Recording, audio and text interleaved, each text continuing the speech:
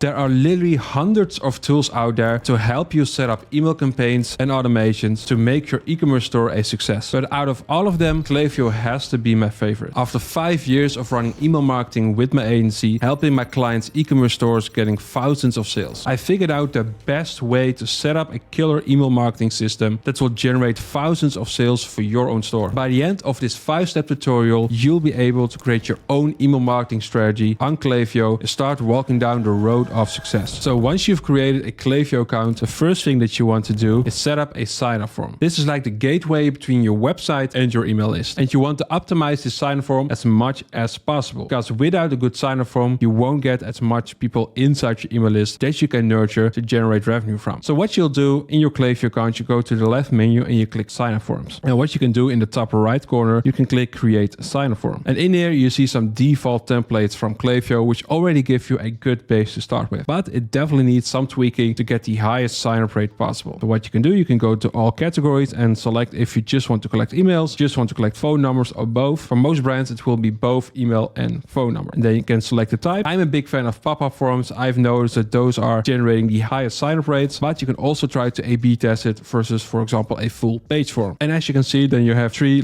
basic templates that you can pick from. To save ourselves some time, I want to show you some demos that I already made for you. And the first thing that you'll notice is that I have 2 separate forms. And that's the first tip that I want to give to you. You always want to have a separate form for mobile and desktop. Both forms need some tweaking to make sure that it gives people the best user experience. And also in terms of the settings, there will be some slight differences. Let's first open this desktop form. So as you can see, this is a demo pop-up form for Nike. And what we have done is, first of all, we have a nice logo with a nice site image. Always make sure to test the site image. You want to split test an image versus no image and different kind of site images, because it will make a difference for your conversion rate of your sign-up form. The most important thing of a good sign-up form is your offer. So what you always want to do is the biggest lever, split test different kind of offers. So you can start with percentage off, dollar amount off, but also think about offers like a mystery discount, a free shipping, a free gift. There are a lot of different possibilities that you can split test and see what works best for your brand and your audience. For this example, I just go with a basic 10% off, because that's what a lot of e-commerce brands are using. So once you've figured out your base offer to start with, the most important thing right now is your headline. You don't want to use a headline that just says, hey, sign up for our newsletter, because that's not something that's gonna grab the attention of your audience. People are always thinking like, hey, what's in it for me? So in your headline, you want to be as clear as possible what people can expect from you when they sign up for your pop-up form. Next up, you want to make sure that you only have 1 input field per step of your sign-up form. So you don't want to ask for the first name, for the email, for the phone number, etc., all in one step, because that's going to create more friction. And the main lesson that I want you to learn is that the more friction you create in marketing, the less conversion that you'll get. So you just want to have 1 input field, and in the next step, you can ask for the phone number, for example, if you also want them to sign up for your SMS list. And in this example, we wanted to make it as clear as possible what we expect from people. The placeholder text is enter your email here. And another thing that we did is that we made the input field's color a bit different from the white background that we have, so it pops out more and it's easier to find for people. Next up, we have a clear and big bold call to action button with, again, a text that resonates with your audience. So no subscribe now or sign up now, because that's something that people don't like to do. People don't like to sign up for things. People don't like to subscribe for things, but people do like to receive 10% off. So that's why in this case, we made a call to action text that's called claim my discount now. But again, this is something that you should A/B test with, for example, claim 10% off now, or get my 10% off, get my code now, etc., etc. These are all variations that you can split test to see if it makes a difference for your audience. But claim my discount now is already a good base to start with. And finally, we have this micro copy that says, no thanks, I will rather pay full price. So this is basically if people want to get rid of the pop-up form, they can click on that and then they will get rid of the pop-up. The reason why we say no thanks, I would rather pay full price is that also we want to give people 2 options, because if you give people only 1 option, people are not going to make a choice. Now we're giving people 2 options, claim my discount now or no thanks, I would rather pay full price. And honestly, people don't like to pay full price. So they're way more likely to actually click on claim my discount now, and this will increase your conversion rate massively. So that's why it's always a good idea to have a micro copy. Again, this is something that you can split test. So a micro copy versus no micro copy. If the micro copy is performing better, you can split test different variations on this micro copy to see if this makes a difference to your sign up form. The next thing I like to do with sign up forms is to create a micro yes. And this is basically a step right before the email opt-in. And what we want to ask is, hey, do you want 10% off your first order? So we're basically asking people if they want to receive a discount. And the reason why you want to do this and the reason why this is called the micro yes is because you want to ask for a micro commitment. What research has shown that if people give their first commitment, the first micro yes, they're way more likely to say yes to you further down the process. So in this case with the email opt-in. And also for our own clients, 9 out of 10 times we see that the micro yes is converting better than a sign-up form without a micro yes. So that's why we like to always have this included. But again, this is something that you should A/B test. So the micro yes step is really easy. So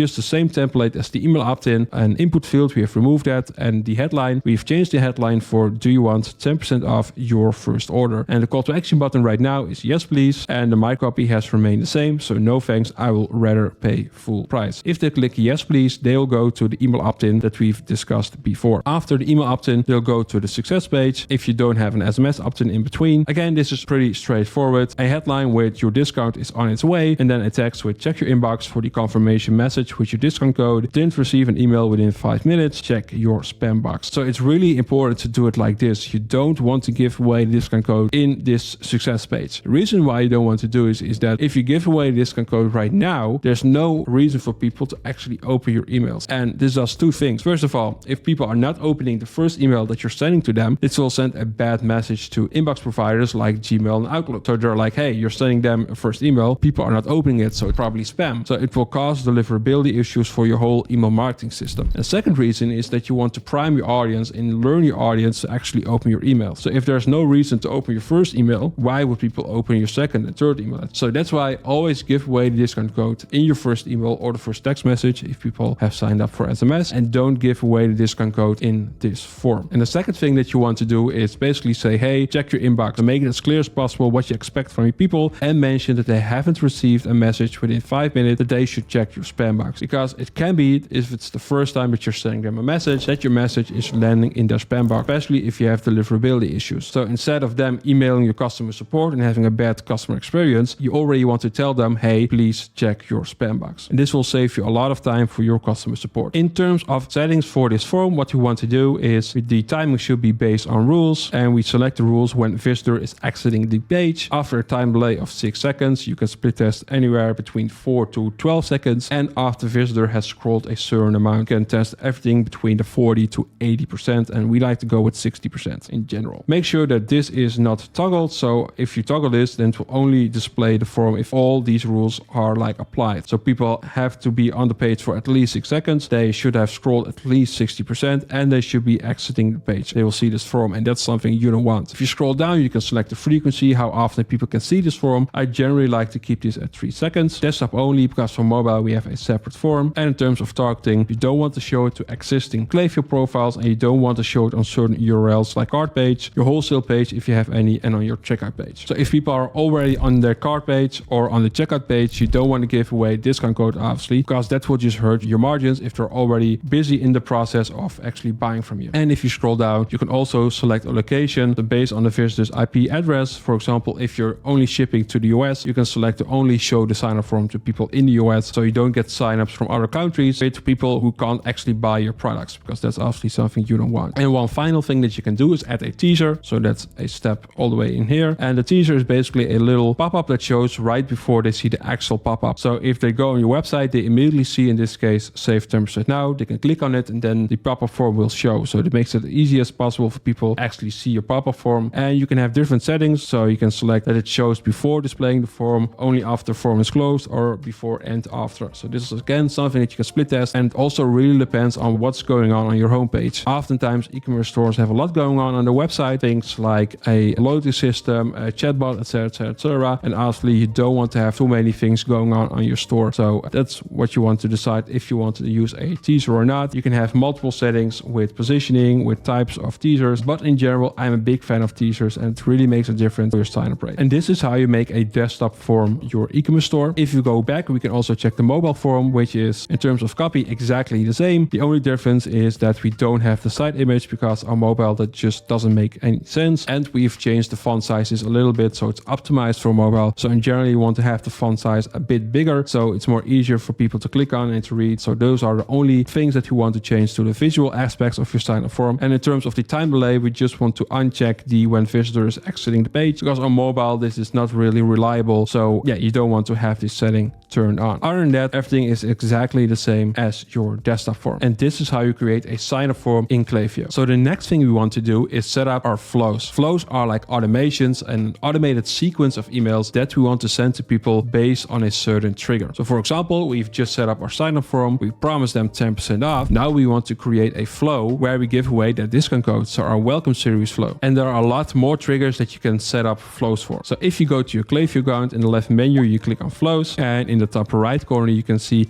create flow. And then Klaviyo is already giving you some suggestions of flows that you should create. So for example, start with the essentials, your browser abandonment, custom win back, customer thank you. So the main flows that you should have in place are your welcome series flow, site abandonment flow, your browser abandonment, cart abandonment, checkout abandonment, post purchase, custom win, and the sunset flow. So these 8 core flows are definitely the flows that you should have in place. So for example, this is the welcome series flow where we say when someone is added to newsletter, they will receive this sequence of emails where in the first email, we want to give away the incentive that we promised them in the sign-up form. One day later, we want to send them an email about our brand story, so behind the scenes. One day later, we want to send the third email of this flow where we show them our bestsellers. 2 days later, we want to share some reviews with them, so customer testimonials. 2 days later, we want to share our USPs and what makes us different from our competitors. And we also want to add some urgency with a discount from email 1 and say that it expires in 48 hours. And do make sure that it does expire in 48 hours. We don't want to use fake urgency. 2 days later, we send them a new email with a new discount because after 5 emails, if people haven't used the discount code, it's probably likely that people are not interested in that discount code anymore. So we want to give them a different kind of discount. It can be a higher discount or just a completely different offer as explained before. And 1 day later, we want to send the last email and want to say that this discount code is expiring in 24 hours. And this should be a plain text email from the founder because this will give a much more personal view to it. People are way more likely to convert with this email. So this is a good example of a good welcome series sequence that you can send. The next core flow is the site abandonment flow. So the site abandonment flow will be sent to people who have been active on your website but have not been on any of your product pages. So they're really early in the customer journey. So that's why with this flow, we only want to send 1 email, and with this email, just want to be their shop assistant. So we want to guide them throughout your different products and your different product categories, if applicable, and say, hey, this might be interesting for you or this might be interesting for you. Next up is the cart abandonment flow. So someone has been on your website, they viewed a product on your page, and they've now added it to their cart, but they didn't start the checkout phase, so they didn't purchase. These people will receive this abandoned cart sequence. So the structure is kind of similar to the browser abandonment flow. Again, you want to build a trust with people and show them what makes you different from your competitors. So share reviews, share USPs, and make it specific for the product that they've added to their cart. The more specific, the more it will resonate with them and the higher conversion that you'll get. And after a few emails, you can start giving away discounts, but you don't want to do this for the first 3 to 4 emails. And always make sure to think about the reason why people have added a product to the cart but didn't start the checkout. It might be that they've been on the cart page and they see that they have to pay a really high shipping fee. Then that can be an objection that you're handling in one of your emails. So the reason why people are abandoning the cart can be different for every e-commerce brand. And the final pre-purchase flow that you want to have in place is the checkout abandonment flow. They've been on your website, they viewed a product, added it to their cart, and they started the checkout, but they didn't finish the checkout, so they didn't purchase it. For these people, you want to send the abandoned checkout flow. The structure is similar to the cart abandonment flow. So again, build a trust with them, show them what makes you different from your competitors, and start giving away a discount only after 4 or 5 emails. They're on the verge of buying. They started the checkout already, but there's a reason why people have abandoned the checkout. So think about what could be the reason for your e-commerce brand, why people are abandoning the checkout, and talk about those reasons in your copy and handle those objections. So those are all the pre-purchase flows that you want to have in place for your e-commerce store. Next up is the post-purchase flow. This is the flow that we're going to send to people once they've done a purchase at your store. The first email is just a simple plain text email where we want to thank people for actually buying from you. So you want to build that connection with people. And with the rest of this flow, there are multiple goals that you want to achieve. The first thing that you want to do is reduce buyer's remorse. So when people are buying from you, obviously they need to wait a few days before they receive their package. And during those days, there will be something that's called buyer's remorse. So people are like, hey, should I have done this purchase? So what you want to achieve with your post-purchase flow, and for example, with the second email of this flow, is that you want to make sure that you reduce this buyer remorse. And the way you can do it is by making people excited for their delivery. So show them what they can expect from your delivery. Show them how to use the item that they've just purchased in the best possible way. So a how-to. Make people excited. Give them all the information they need. When they get their package, they can start using it in the best possible way. And once people have received the package, obviously, if they're satisfied, you want to get a product review from them. So use the post-purchase flow to gather social proof from your customers. And it's also also a good moment to promote a loyalty system if you have any. And finally, after a few weeks, people have used your product, you want to sell them different items based on the item that they've just purchased. So this is a good moment to actually turn your first-time buyer into a returning customer, because this is something that often e-commerce stores are struggling with. And that's what you can do with your post-purchase flow. Next up is the customer win-back flow. So people have done a purchase at your store, but it has been, for example, 90 days since people have done that purchase and they haven't purchased anymore from you. In that case, you want to send them a customer win-back flow. So in your first emails, the only thing that you want to say is, hey, been a while since you've done a purchase, check out our new arrivals, or check out this new product category or this new product that we're selling now. It might be interesting for you. And after a few emails, you can start giving away a discount code to basically force people to do another purchase at your store. So the last core flow that you want to have in place is the sunset flow. The sunset flow is the last flow that you want to send unengaged people, because you want to make sure that you only have engaged people on your email list for two reasons. First reason is that you don't want to send emails unengaged people, because it will hurt your email deliverability. Second reason is that those unengaged people are still on your email list, so you're still paying for them. So by getting rid of unengaged people, you're lowering your Klaviyo costs, which will save you some money. So this flow is a really simple flow, just 3 emails, plain text emails, where the only goal is for people to actually open one of your emails. So for example, in the first email, you can say, hey, it's been a while since you opened one of our emails. Do you want to unsubscribe or update your preferences? And then you can highlight that again in email 2 or 3, or you can start giving away the highest discount possible for them to actually buy from you again. The likelihood of people buying from you in this stage is not really high, to be honest, but still you can use a clickbaity subject line to get people to buy from you, or at least to open one of your emails so they're engaged with you again, and you can start sending them campaigns again. And in the end of this flow, they still haven't engaged with you. You want to add a tag to their account which says create unengaged is true. So now you can tag these people with a tag called unengaged. You can segment your list based on these unengaged people, and you can suppress them from your list so they're not longer on your active profiles list anymore. And this is the last core flow that you want to have in place. Now we want to discuss campaigns. So these are your newsletters that you want to send to your engaged people on your email list. So how to build an email marketing campaign calendar? That's the main question that I often get from e-commerce brand owners. So the first step is what kind of campaigns to use, because this is something that people are often struggling with. So there are basically 7 types of campaigns that you can start sending to your audience. First of all, you have your promo/special offers, so the discounts that you're giving away. Second bucket are your holidays or special events. Third bucket, product launches. Fourth bucket, product highlights, and you can use different angles like a problem solution angle, an us versus them. You can promote your bundles, the essentials, the bestsellers, new arrivals, gift guides, promote your subscription model, or for example, when a product is back in stock, you can make an email campaign around this subject as well. You also have the social proof bucket, so this can be reviews, user-generated content, press mentions, influencers, etc., etc. Next up, you got your value-based emails, so this can be blogs, articles, myths, how-tos, etc., etc. And finally, you got your company updates, so the brand USPs, founder story, or recent developments within your e-commerce brand. And one big tip from my side, don't use too many discounts. So use at least a 5-to-1 ratio. So this means that for every 5 non-discount emails, you want to use 1 discounted email. And within our own agency, for our own clients, we even like to use a 10-to-1 ratio. So 10 non-discount emails with 1 discounted email. And this will just protect your brand's margins, it will improve your brand reputation, and it will give you much better long-term results. So next up, you want to determine how often you want to send emails to your email list. In general, if your e-commerce brand is doing less than 50K per month, I advise people to send 2 to 3 campaigns a week. If you're above the 50K a month, you want to send 3 to 4 campaigns a week. And if you're above the 200K per month, you want to send 4 to 5 campaigns a week. This is like a good range to be in, so people don't view your brand as spam, especially if you use a good mixture of campaigns, as I showed you before. In general, I never advise to send more than 5 campaigns a week, because then people will find it spammy, especially if you keep sending to the same segment. But obviously, these are just general recommendations. You should always look at your KPIs to see if it makes sense for your brand to send more or less emails. So for example, if you're having a bad email deliverability and your open rates are low and you have a high spam complaint rate, you might want to lower down your volume a little bit. But if you're generating a lot of open rate, click rate, etc. are really good, yeah, you can definitely start sending more campaigns. So every situation is different, every brand is different. Always take a look at your data and decide what's the best move for your e-commerce brand. But how to set up an email marketing calendar? So there are different ways on how to set up an email marketing calendar. There are different softwares that you can help, so you know what kind of emails to send and how often you should send to your email list. You can use software like Notion, ClickUp, Monday, or even a simple Google Sheet. For our own agency, we like to use Airtable. It's not that important what software to use, more so that you have a clear schedule on what kind of emails to send and when. So you don't want to send like last minute emails. You want to have a structured plan every single month. And now it's time to plan out your email marketing calendar. So first of all, you want to look for key events in a specific month. And the website that I like to use is nationaltoday.com. So you now have a rough idea of what kind of emails to send and when to send. Now it's time to plan out your email marketing calendar with specific ideas. And you start by jotting down key events and holidays. And I'm not just talking about Christmas and Black Friday. There are a lot of other national holidays that you can use that make sense for your audience and your brand. And one of my favorite websites to use is nationaltoday.com. If you go to nationaltoday.com, you can go to a specific month, for example, August, and then you have a whole list of special days that are going on. So for example, August 4, it's American Family Day, Assistance Dog Day, Founders Day, Hooray for Kids Day. So every single day there is some kind of national day or even multiple. You can definitely take a look at this website and see if for a certain month there are specific holidays that make sense for your specific brand. And of course, you don't have to leverage every single national holiday. And you don't want to use discounts for every holiday either. And sometimes you just mentioning the fact that it's National Noodle Day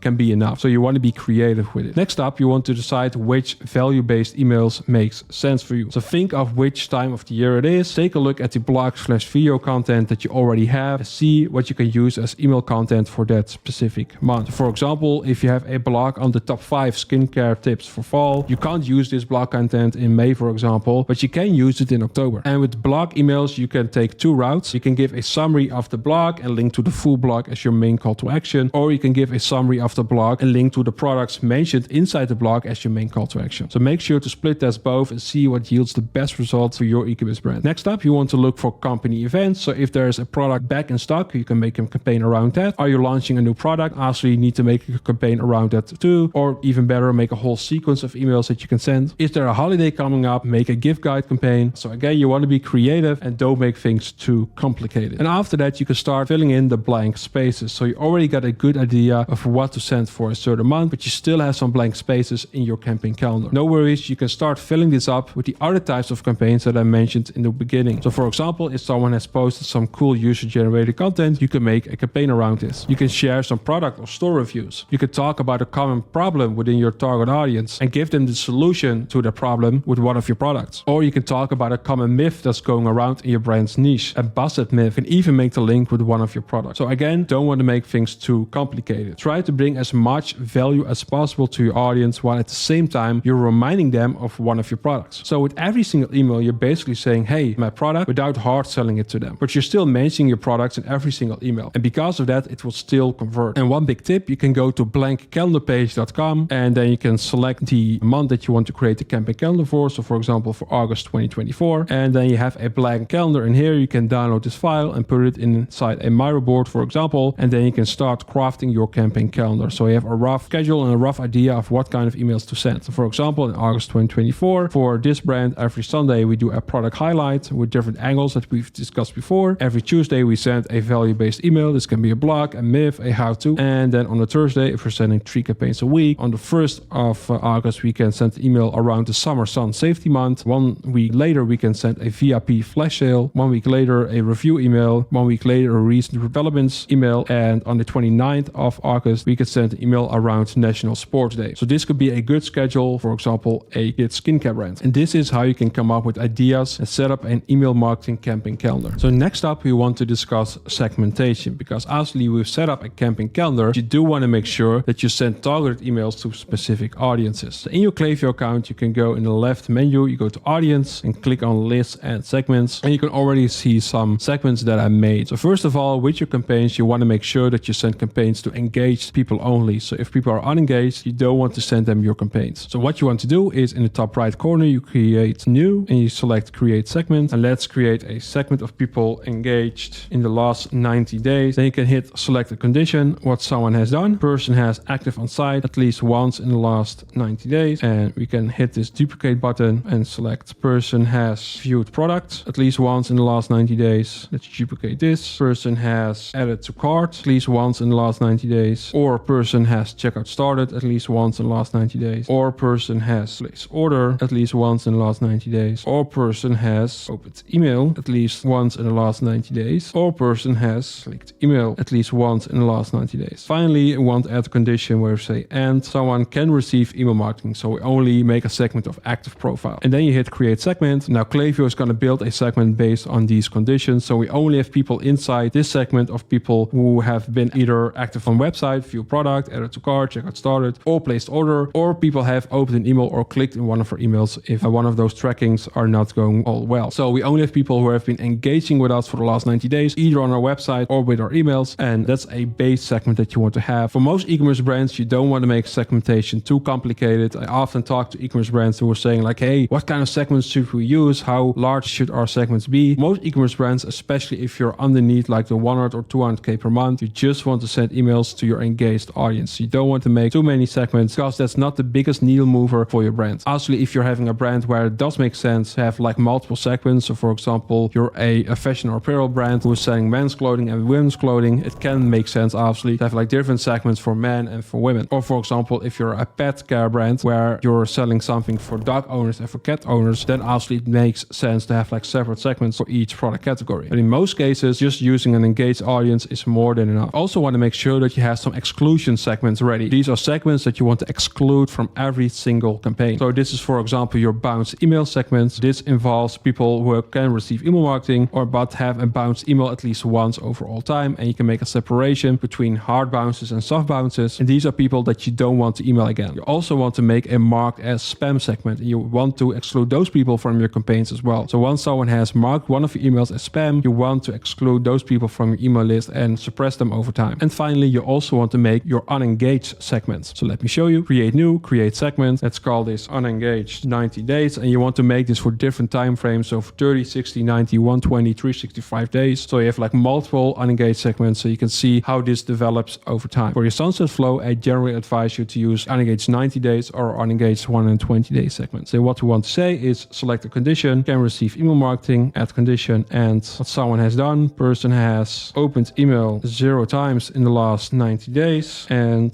clicked email 0 times in the last 90 days and active on site 0 times in the last 90 days and placed order 0 times in the last 90 days and has received email is at least 8 times in the last 90 days. So that's an important one that you want to add. Obviously, if people are engaged, you want to get rid of them, but you do want to give them the possibility to actually engage with your brand. So if you haven't sent them an email or not enough emails, then obviously you can't really tell if they're engaged or not. So that's why we have this condition where you want to say they did receive at least 8 emails in the last 90 days. And the specific amount depends on the volume of email that you're sending. So for example, if you're sending 4 campaigns a week, then 8 emails is a good guideline because that means that people have received 2 weeks of email content from your side and they haven't opened any of those emails. But let's say you're sending 3 campaigns a week, it can be 6 emails in this case. And then you hit create segment. And now Klaviyo is going to build this segment again. But again, we have a list of people who can receive email marketing, but they haven't opened, clicked an email in the last 90 days or have been active on your website in the last 90 days, but they did receive at least 8 emails in the last 90 days. This is how you build an unengaged segment. And if you want to make the same segment, but now for 60 days, one easy way to do so is you hit those 3 dots in here, you hit clone, continue, change this to 60 days, scroll down and you swap 90 days for 60 days. And you might have to lower this a little bit. For 60 days, I would still keep it at 8. If you go to 30 days, I would lower this to only 1 week of email campaigns. So then it will be 4 if you're sending 4 campaigns a week. Is everything on 60 and then you hit clone segment. And so you can make your unengaged segments for each time frame in a really fast and easy way. Another important segments are, for example, your buyer segments. So your first time buyers, second time buyers and returning customers. Those are important segments to make. You can make a segment for VIPs. So people who've purchased multiple times for your brand or have a specific average order value. You can make a segment around these people as well and make specific emails for your VIPs or make a specific VIP flow. And the last thing that I want to talk about is split testing. So this is really important once you set up your core flows, once you set up your first campaign calendar and you're sending out the first emails, you do want to focus on split testing everything. So for example, with your sign-up forms, you can test your offer. That's the biggest lever. Also your headlines, call to action buttons and stuff like that. And for your flows and campaigns, there are also really important things that you want to split test. So for example, with your site abandonment, you can split test that you're sending the first email after 4 hours or after 1 hour and see what it does with your recipients. Are they converting higher when they receive the email after 1 hour or after 4 hours? And the way you can set up this A/B test is that you go to your flow. In the left menu, you select conditional split, select a condition, random sample 50%, hit save. Now you have a yes and a no path. On the yes path, you can, for example, split test 4 hours and then you can add another time delay on the no path and make this 1 hour. And then you duplicate your email and put this on the no path. Now 50% of your people will receive it after 4 hours and 50% of your people will receive this email after 1 hour. And then if you have enough data, you can see what works best for your audience. And the same applies to your browser abandonment, cart abandonment, checkout abandonment. Test your time relay and see what works best each flow. In general, what we see, the closer they are to buying from you, the closer and the sooner you want to send them an email. So with your checkout amendment, you're closer to, for example, 30 minutes, and with your site amendment, you're closer to like 4 hours. But honestly, there's a lot more that you can split test with your flows, mainly the content of your emails. And what I always advise, put your focus on the top 3 flows that gets the most traffic, because any positive change to these flows will yield much better results than when you split test a flow that only gets like 50 recipients per month. Then it's nice that it gets a little positive change in conversion rate, but since it's not getting that much volume, it doesn't make sense to put all of your focus on such certain flows. In most cases, this will be your welcome series flow, your browse abandonment flow, and your cart/checkout abandonment flow. And within those flows, you want to focus on the emails that get the most conversion. So for example, if you're split testing and optimizing your first welcome series email, it will give you a much better return, and it will make a big difference for your store if you can get this to convert better. So things that you can split test are your subject lines, preview text, but also the content of each email. So for example, split test using product blogs versus no product blog. Test what kind of product blogs that you're promoting. Are you promoting products, product categories? Test and see what works best for you. Split test your headline, your above the fold section. Split test like way of your writing copy. Use a direct response style versus a branded copy style and see what performs better for your brand. And the way that you can set up an A/B test in Klaviyo is really easy. You go to a specific email. So for example, the first email of your welcome series flow. On the right side, you can hit create A/B test, and the A version is going to be the version with product blocks. And then for example, the B version will be without product blocks. And then if you scroll down, you can see your test settings. I like to uncheck this. We'll just send email 50-50. You can make an even comparison. Otherwise, Klaviyo likes to put more volume to what they think will be the winner. But I like to keep things in my own control. So that's why I want to keep it manual on 50-50. And then the winner selection, if you hit configure, you can select open rate or click rate. Unfortunately, you can't select place order rate because that's the preferred metric. But in this case, I would just go with click rate and check this box if you want to track links separately in each variation. And you can also leave some notes if you want to type out what are like the specifics that you want to look after with this A/B test. And then you can hit publish test, and then it will run this A/B test for you. And finally, you can also run A/B tests on your campaigns. One thing that I often see go wrong is that e-commerce brands are focusing on split testing subject lines for their campaigns. Honestly, this can be valuable, but it's not data that you can really use for other campaigns. Because let's say you're split testing your subject lines for a specific campaign, you get a winner. What kind of data can you extract from this A/B test that you can use for other campaigns? Oftentimes, there's not like really valuable data that you can learn from it. So that's why I'm not a big fan of like split testing subject lines for campaigns. But with your campaigns, you can split test similar things as to your flows, so the content of your emails. Optimize your bold section, split test headlines and stuff like that. Split test like product blogs versus no product blogs, bestsellers versus new arrivals. This is information that you can use for future campaigns as well. And another big thing that I like to do is split test your sending time of your campaign. And within Klaviyo, you can do this. If you go to options, you can do this with a smart send time report. So it basically means that you give Klaviyo the freedom to decide what's the best campaign sending time, but Klaviyo will optimize this for your open rate. And your open rate is not the most important metric for your e-commerce store. The most important metric is the placed order rate and the generated revenue for your brand. So the way I like to do is if you go to a campaign, let's use this demo campaign, you continue to content, then you scroll down and you hit create A/B test, and then you select test send time. And now you can select like 2 different times. So for example, we want to split test 7 a.m. versus 7 p.m. and select the send time test settings, hit placed order rate, track links separately, and let this run on 50-50. And this way you can split test 7 a.m. versus 7 p.m. and let Klaviyo decide what's the winner based on your placed order rate and not on your open rate. Because again, open rate is not that important. It's all about the revenue that you're generating. And you want to run this A/B test for a couple of campaigns because one campaign is not enough data. You want to let this run for like at least 2 weeks and then check your data and see what in general is like the average winner in terms of sending time. Let's say 7 a.m. is the winner. For the next 2 weeks, you can run an A/B test where you split test 7 a.m. versus 2 p.m. or 7 a.m. versus 11 a.m. So this was the Klaviyo tutorial for e-commerce. Now you're ready to get thousands of sales for your own e-commerce store. And I know how difficult it can be to optimize every aspect of your email marketing. That's why I made this full email marketing course documenting everything that I know about Klaviyo and e-com email. I've been told that it's better than other people's paid content. Click here to check it out. Thanks for watching, and I'll see you in the next one.